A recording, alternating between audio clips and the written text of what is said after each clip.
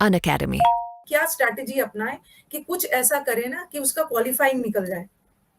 जी, यहाँ पर मैम मुझसे कुछ बच्चों ने जैसे 3-4 क्वेश्चन ऊपर से मैं पढ़ रहा था। पहला एक बच्चा क्वेश्चन पूछ रहा है, फिर मैं आप वाले क्वेश्चन पर आता हूँ मैम, है ना? सबसे पहले एक बच्चा क्वेश्चन पूछ रहा है कि प्रीवियस ईयर्स कब से करें? 2016 से पहले और 2016 के तक के प्रीवियस ईयर्स करने की जरूरत नहीं है। वो क्वेश्चंस वैसे आपसे सोल्व हो जाएंगे, एकदम बच्चों वाले लगेंगे। तो अगर आप लोग प्रीवियस ईयर्स करना चाहते हैं तो 2017 के बाद अगर देख सकते हैं। अगर ज्यादा और भी अगर आप लोगों के पास टाइम कम है तो 2018 से तो आप लोग कर ही लीजिए, 17 भी आप छोड़ सकते हो। 17 के ओनली मेंस के पेपर कर लो। 17 का अगर कोई कहे मुझसे कि सबसे मेंस का पेपर बढ़िया कब आया था, तो मेंस का मैथ्स का पेपर सबसे बढ़िया 2017 का ही आया था एसएससी सीजीएल के लिए। तो वो पेपर के अलावा आप 18-19 के कर लो या 19-20 के कर लो, 2 साल के कोई भी पेपर कर सकते हो, जो प्रीवियस ईयर्स बच्चे जो पूछ रहे हैं।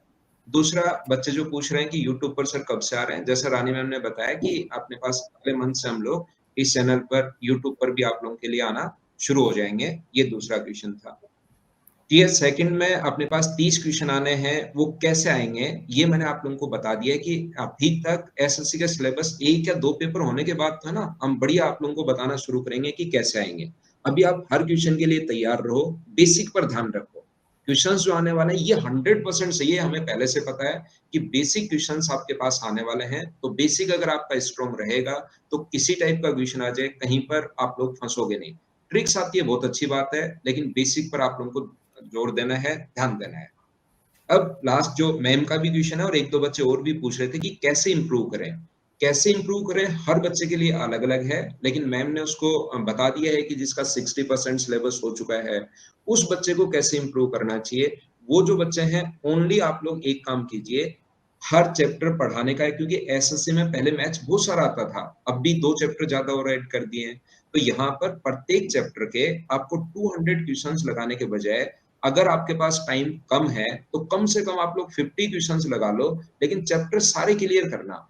ऐसा नहीं हो कि आप लोग ये 3 चैप्टर छोड़ दो, बाकी चैप्टर बहुत अच्छे से कर रहा हूँ, या 2 छोड़ दो, बाकी बहुत अच्छे से कर रहा हूँ। एसएससी ने जितना सिलेबस लिखा हुआ है उसका एक भी ऐसा नहीं होना चाहिए कि जो आप लोग छोड़ दो। मेरे अकॉर्डिंग चाहे आप लोग उसके 30-30 क्वेश्चन ही करो, 30 क्वेश्चन करोगे तो भी एक आइडिया होगा। जैसे होता क्या है कि आपने मान लो अलजेब्रा से आप डरते हैं, अलजेब्रा में क्वेश्चन आएगा x + 1/x = 2 और पूछेगा कि x² + 1/x² का मान क्या होगा, तो तुरंत आपको लगेगा कि ओहो ये तो अलजेब्रा है, मुझे छोड़ देना चाहिए।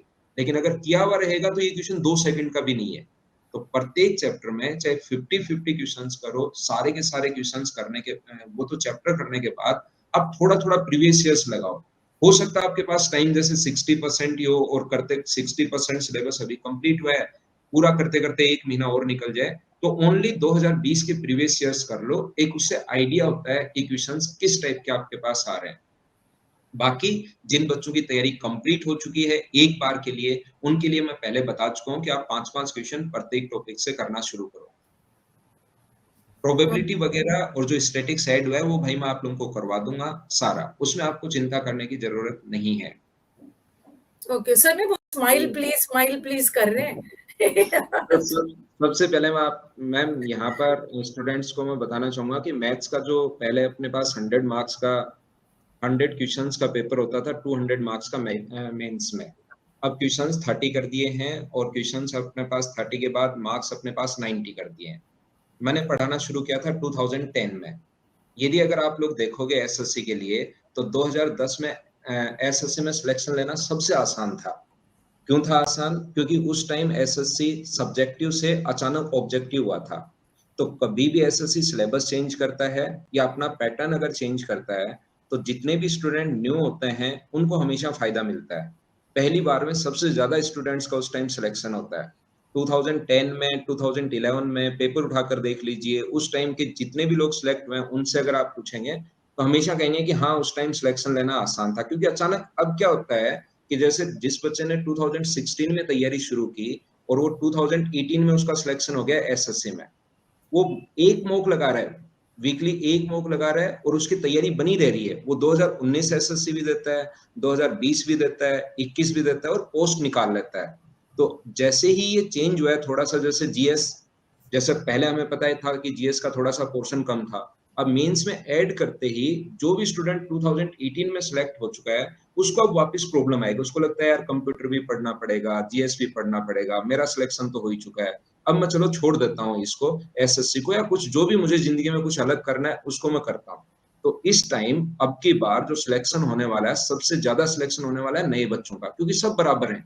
किसी को नहीं पता, ना किसी फैकल्टी को पता है कि किस टाइप से क्वेश्चंस आने वाले हैं। अगर मैं मेरी बात करूँ, अगर प्री का सिलेबस सेम टू सेम वैसे का वैसा एसएससी ने लिखा है जैसे पहले से लिखा हुआ था, लेकिन मैथ्स के सिलेबस का मेंस की अगर मैं बात करूं तो उसने उस टाइप से नहीं दिया जैसे पहले लिखता था। अब की बार टोटल 7 पार्ट में उसने कंप्लीट किया है और अलग-अलग पॉइंट दिए हुए हैं। पहले पॉइंट में जैसे अकेला नंबर सिस्टम एक पॉइंट में लिखा हुआ है। दूसरे पॉइंट की अगर हम लोग बात करें, पूरा का पूरा अरिथमेटिक जिनको लैंग्वेज प्रॉब्लम हम लोग बोलते हैं, उसको पूरे को एक पॉइंट में डिवाइड कर दिया है।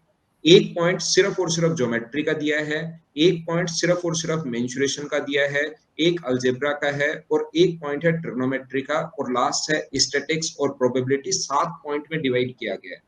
तो ऐसा हो सकता है जो बच्चे मैथ्स की तैयारी मेंस के लिए कर रहे हैं, उनके लिए मैं बताऊंगा कि ऐसा हो सकता है कि प्रत्येक पॉइंट वाइज जैसे 7 पॉइंट दिए हुए हैं, पिछली बार सीडीएस का भी इसी टाइप से वो लिखता है। तो सीडीएस में क्या करता है, 80% एडवांस मैथ्स आता है और 20% यहाँ पर अर्थमेटिक मैथ्स आता है। इसने फिर इस टाइप से लिखा, तो मेंस में ऐसा हो सकता है। अब ये होने को किसी को नहीं पता, पहले 1 या 2 पेपर जैसे ही होंगे, हम फैकल्टी लोग उस पर पीएचडी कर लेंगे और उसके बाद तो हमें पता लगने लग जाएगा कि कहाँ से कौन-सी चीज़ कहाँ से वो पूछ रहा है। लेकिन अभी जैसे आप लोग अभी जो है हमें कंप्लीट तैयारी करके जानी चाहिए प्रत्येक स्टूडेंट को। ऐसा नहीं सोचना है किसी भी स्टूडेंट को कि चलिए अपने पास इस टाइप से सिलेबस लिखा हुआ है, मैथ्स का सिलेबस थोड़ा कम हुआ है या 2-3 चैप्टर बढ़े हैं, आपको तो उसी टाइप से पहले वाली तरीके से तैयारी शुरू करो और सारी चीज़ें 100% करके जाओ, ताकि आपको बाद में किसी भी बच्चे को रिग्रेट नहीं हो कि यार मैं ऐसे तैयारी कर लेता, मैं ऐसे तैयारी कर लेता, ओह! इधर से पोर्शन ज़्यादा आ गया है, इधर से पोर्शन कम आ गया है। जैसे पहले तैयारी कर रहा था प्रत्येक बच्चा, उसी टाइप से तैयारी करनी चाहिए और जो 2 टॉपिक नए ऐड हुए हैं, वो प्री से पहले आपको देखने की ज़रूरत नहीं है, परेशान होने की ज़रूरत नहीं है। मैं यहाँ पर आप लोगों को अनअकैडमी का जो यूट्यूब चैनल है, उस पर दोनों चैप्टर पढ़ा दूँगा। स्पेशल क्लासेस में मैं पढ़ा दूँगा या जितने भी मेरे बैचेज़ चल रहे हैं, उसमें मैं दोनों चैप्टर्स आप लोगों को पढ़ा दूँगा।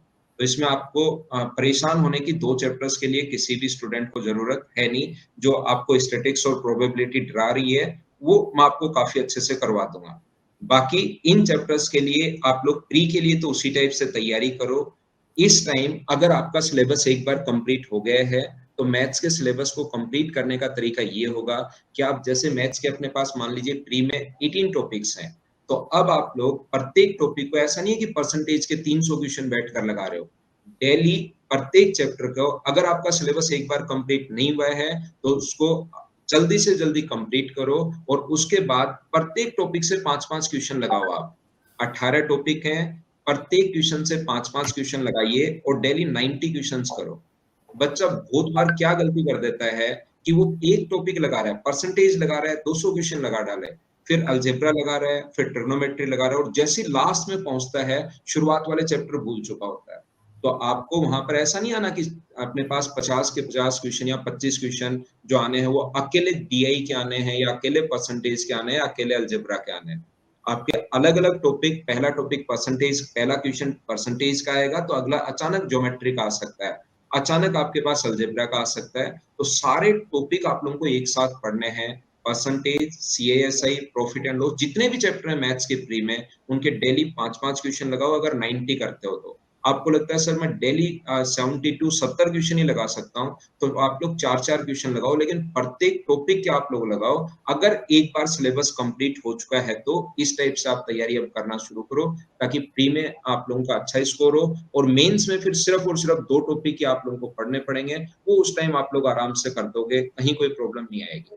तो मैथ्स के लिए इस टाइप से तैयारी करो। सबसे पहली बात, क्योंकि मैंने जैसा शुरुआत में आपको बोला, इस बार सिलेक्शन लेना सबसे आसान होगा क्योंकि सिलेबस चेंज हुआ है।